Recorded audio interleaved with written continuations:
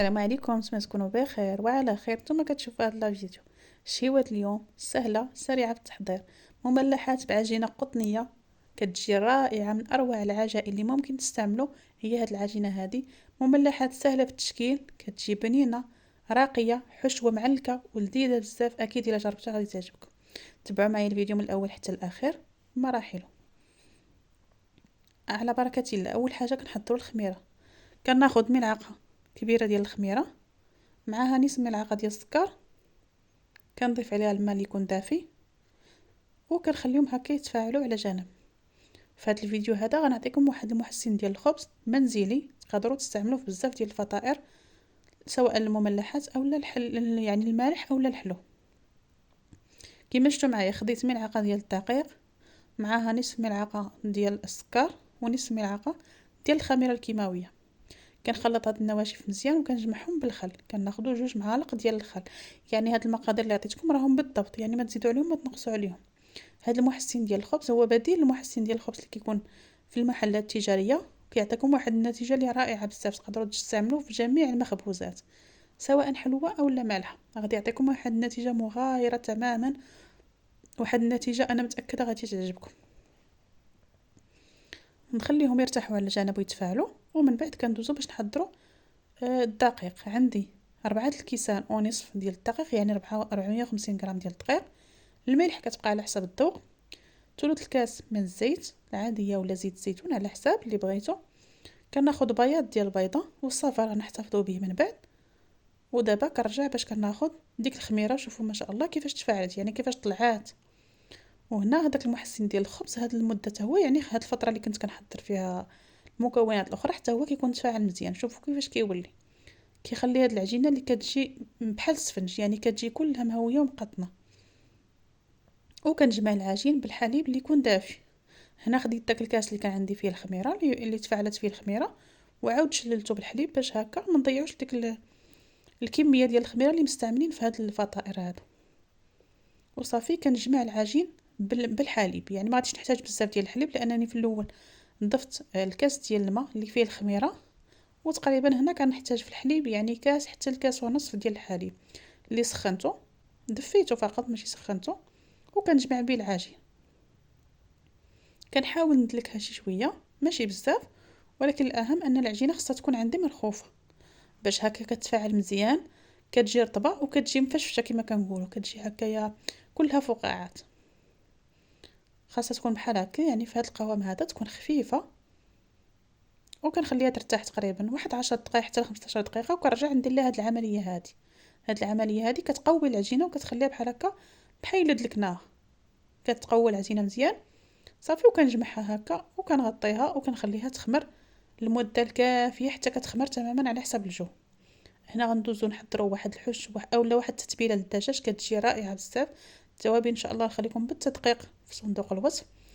خديت الثومه وملعقه كبيره ديال يوغورت طبيعي، عصير ديال الحامضه كامله، والتوابل عندي ملح، خرقوم، سكينجبير، والسودانيه الحاره، والقزبر حبوب، وشي شويه ديال الكمون، غير شيشه ديال الكمون.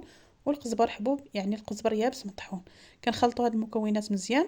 وعندي حتى لقامه ديال الدجاج، يعني الا كانت عندكم لقامه ديال الدجاج غتستعملوها، اولا لقامه ديال الشاورما اللي عندكم ممكن تستعملوها. كنخلط هاد التتبيله كنرقد فيها الدجاج.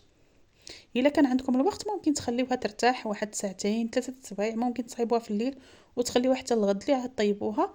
ممكن تخليوها ترتاح غير واحد نص ساعه اقل حاجه. من بعد نص ساعه كندوز باش كنطيبها. كندير الزيت كيسخن في المقله على النار حتى كيسخن، وكنديروا هذاك الدجاج اللي تشرب لنا ديك التتبيله مزيان.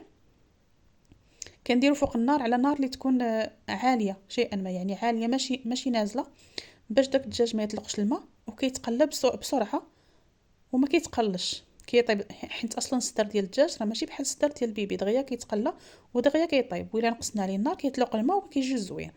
يعني نجهدوا عليه النار وكنقليوه دغيا كيتقلى وكيطيب. من بعد كنضيف البصل اللي هكايا قطعتها هكا شرائح بحال هكا يعني شنايف. وضفت حتى الفلفل الالوان، الا كان عندكم في الالوان ممكن تضيفوها. كانت عندكم خضراء حمراء صفراء اللي كان اي لون ممكن تضيفوه. المهم فلفله حلوه يعني كتضيف واحد المذاق زوين. من بعد ما كتدبال ديك الفلفله والبصله كنضيف هنا عندي الجبن كريمي، اي جبن كان عندكم. عندي انا داك الجبن ديال السطل، هذاك اللي كيكون هكا ديال السطل ديال الكيلو، كيجي زوين صراحه في الحشوات خصوصا مع الدجاج. ضفت هنا تقريبا 2 معالق كبار عامرين مزيان، وكنخلطهم مزيان حتى كيطبخوا كما شفتوا معايا، كيعطي واحد لاصوص بحال هكا كريميه. عاد كنطفي النار ومن بعد كنضيف الجبن مبشور، يعني فرماج حمر هكا مبشور، وكنخليه كنغطي على هذيك المقله وكنخليها حتى كيذوب فيها داك الجبن هكاك وكيتعلق معاه. غادي نخليه على جنب داب فيها ويتعلق.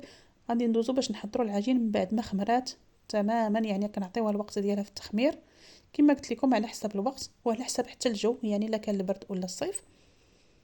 هنا غندوزو باش نشكلوا العجين.